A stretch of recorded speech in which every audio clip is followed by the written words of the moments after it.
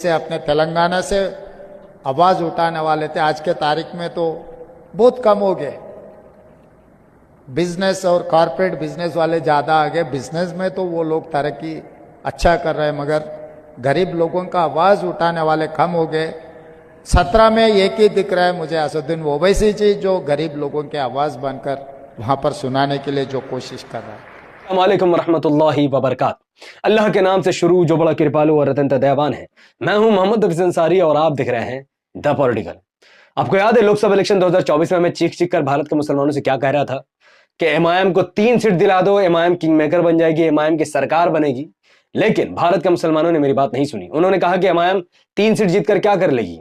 And में जब result सामने आया तो पता चला लोकसभा इलेक्शन 2024 में भारत के मुसलमानों ने अपना पूरा समर्थन इंडिया गठबंधन को दिया और 234 सीटें इंडिया गठबंधन जीतने में कामयाब हुई और एमआईएम सिर्फ 1 सीट जीती। फिर भी लोग कह रहे थे कि एमआईएम 1 सीट जीतकर क्या कर लेगी। अब एमआईएम ने भारत के एक सांसद, एमआईएम के एक सांसद ने एक ऐसा कारनामा अंजाम दिया है जिसे देखकर भारत के सभी मुस्लिम सांसद शर्मसार हो जाएंगे। इकलौते एमआईएम के सांसद ने अपने दिमाग, अपने करेज और बहादुरी का इस्तेमाल करके तेलंगाना के सीएम से मुलाकात करके तेलंगाना में आने वाले वक्फ अमेंडमेंट बिल 2024 को रिजेक्ट करवा दिया है। तो तेलंगाना भारत का पहला ऐसा राज्य बन गया है जिसने वक्फ अमेंडमेंट बिल 2024 को पूरी तरीके से रिजेक्ट कर दिया है। अब इसके मायने क्या है? देखिए, इसके मायने ऐसा है कि अगर भारतीय जनता पार्टी की सरकार इस बिल को पास कर देती है तो वक्फ अमेंडमेंट बिल 2024 पूरे भारत देश में तो लागू हो जाएगा, पूरे भारत देश में मुसलमानों की जमीन हड़पी जाएगी। लेकिन तेलंगाना में इस बिल को लागू नहीं किया जाएगा क्योंकि इसको पूरी तरीके से रिजेक्ट कर दिया गया है। ओवैसी साहब की बात सुनकर तेलंगाना के सीएम रेवंत रेड्डी ने इस बिल का विरोध कर दिया है। अब पूरे भारत में 24 मुस्लिम सांसद हैं ओवैसी साहब को लेकर। लेकिन फिर भी आपको यह पता होना चाहिए कि भारत के इन 24 सांसद में से 23 सांसद ने वो काम नहीं किया जो ओवैसी साहब ने किया है। देखिए, पूरे भारत में लगभग सभी राज्यों में बीजेपी की सरकार है। ओवरऑल कहे कि 23 राज्यों में एनडीए की सरकार है और 8 राज्य और यूनियन टेरिटरी में कांग्रेस यानी इंडिया गठबंधन की सरकार है। पंजाब में आम आदमी पार्टी की सरकार है, उन्होंने इस बिल का विरोध अब तक नहीं किया। हिमाचल प्रदेश में कांग्रेस की सरकार है, उन्होंने अब तक इस बिल का विरोध नहीं किया। उसके अलावा वेस्ट बंगाल में टीएमसी की सरकार है, उन्होंने भी इस बिल का विरोध नहीं किया है।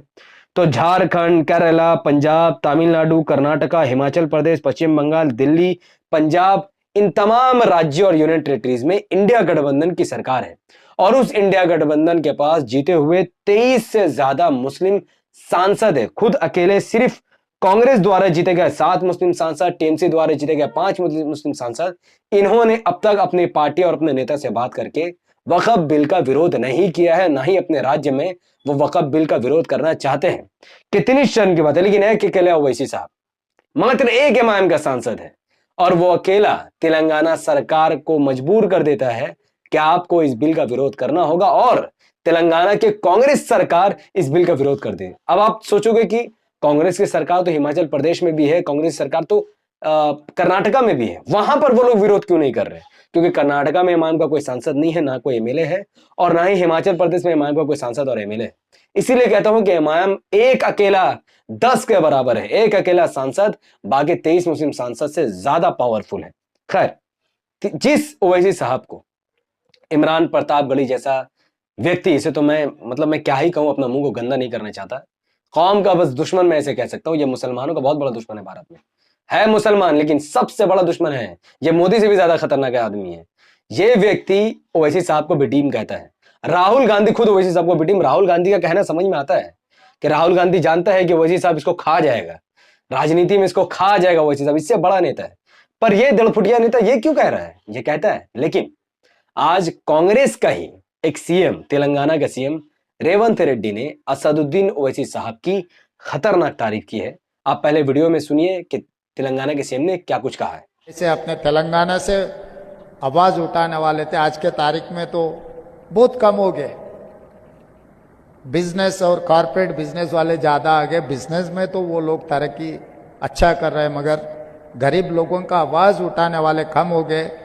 17 में एक ही दिख रहा है मुझे, असदुद्दीन ओवैसी जी, जो गरीब लोगों की आवाज बनकर वहां पर सुनाने के लिए जो कोशिश कर रहा है। चलो, बहुत बहुत शुक्रिया तेलंगाना के सीएम रेवंत रेड्डी साहब का। इन्होंने जैसा कि बताया कि तेलंगाना में 17 सांसद हैं, जिसमें से अधिकतर कांग्रेस के सांसद हैं, लेकिन फिर भी गरीबों के लिए अगर कोई आवाज उठाता है, अन्याय के खिलाफ अगर कोई बोलता है, तो वो असदुद्दीन ओवैसी साहब है। अब मैं इस दलफुटिया नेता से पूछना चाहूंगा, दलफुटिया मतलब मेरी नजर में एक छोटा नेता, ऐसा नेता जो अपना स्वार्थ का इस्तेमाल करके आज राज्यसभा एमपी बना है, लेकिन कौम का इसने आज तक कुछ नहीं किया है। क्या तुझे किसी कांग्रेस के सीएम ने कहा है कि तू ईमानदार है और तुम जो है एक ईमानदार नेता, गरीबों की आवाज उठाता? कोई नहीं है। यह ऐसा व्यक्ति है जिसने हिमाचल प्रदेश में कांग्रेस की सरकार मौजूद है, जो शिमला संजौली की मस्जिद तोड़ना चाहती है, वहां के मुसलमानों को बाहरी मुसलमान कहती है। तेरे अंदर तो यह भी हिम्मत नहीं कि तू वहां पर जाकर हिमाचल प्रदेश में कांग्रेस के सीएम से मुलाकात करके कहे कि भैया आप गलत कह रहे हैं, हम संजौली मस्जिद के साथ हैं। आज अब तक इमरान प्रतापगढ़ी ने यह आश्वासन नहीं दिया कि वहां की मस्जिद को तोड़ने से हम बचा लेंगे। इंक्लूड तुझे तो वहां पहुंच जाना चाहिए था भाई, पर तू वहां नहीं पहुंचा, क्योंकि तू क्या नेता है वो मैं जानता हूं। तेरी राजनीति को मैं देख रहा हूं, तू कैसा नेता मैं जानता हूं। पूरी जिंदगी इसने, पूरे पॉलिटिकल करियर में इमरान प्रतापगढ़ी ने सिर्फ यही कहा है कि एमआईएम बीजेपी की बी टीम है, ओवैसी साहब बीजेपी का एजेंट है, और ये कह कर कांग्रेस के ऊपर पद में वो पहुंचा और आज राज्यसभा का सांसद है। लेकिन ये इसने मुसलमानों के आज तक अगर कोई ऐसा भलाई किया हो जिस लेवल पर ओवैसी साहब ने किया हो, ये ओवैसी साहब के पैर की जूती और धूल तक नहीं है। ये जो भारत में टोटल 24 सांसद है, क्या एक सांसद इन सब पर भारी पड़ रहा है? एमआईएम द्वारा जीते गए सांसद और कांग्रेस और इंडिया गठबंधन द्वारा जीते गए सांसद में कितना फर्क है? यही फर्क है, क्योंकि ये इनके गर्दन पर गुलामी का पट्टा है, पर एमआईएम सांसद के ऊपर गुलामी का पट्टा नहीं है। इसीलिए इन्होंने विरोध करवा दिया, पर ये लोग विरोध नहीं करवा पा रहे। तो कोई फायदा नहीं है, टीएमसी का टिकट से जीतो या कांग्रेस से, आपको अपने मालिक की बात सुननी पड़ेगी, क्योंकि जो इनके मालिक है वो राहुल गांधी और ममता बनर्जी और अखिलेश यादव है, समझ रहे ना। लेकिन ओवैसी साहब का मालिक कौन है? अल्लाह है। तो इस वीडियो को लाइक कीजिए, शेयर कीजिए, कमेंट कीजिए।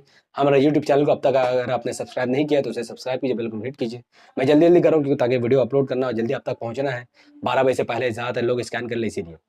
और हमारे अगर आप फेसबुक चैनल पर देख रहे हैं तो इसे लाइक और फॉलो कीजिए। कमेंट पर @follower हाईलाइट अगर आप कर दीजिएगा तो आपके तमाम फॉलोवर को ये वीडियो पहुंच जाएगी। और आप इस वीडियो को लाइक शेयर कमेंट भी कीजिए ताकि लोगों तक ये वीडियो पहुंचे। बहुत बहुत शुक्रिया, मिलते हैं अगली वीडियो पर। अस्सलाम वालेकुम रहमतुल्लाहि व बरकातहू। अल्लाह की सलामत रहमत बरकात अब तमाम भाई और बहनों पर हो। मे अल्लाह भी पीस अपॉन अस।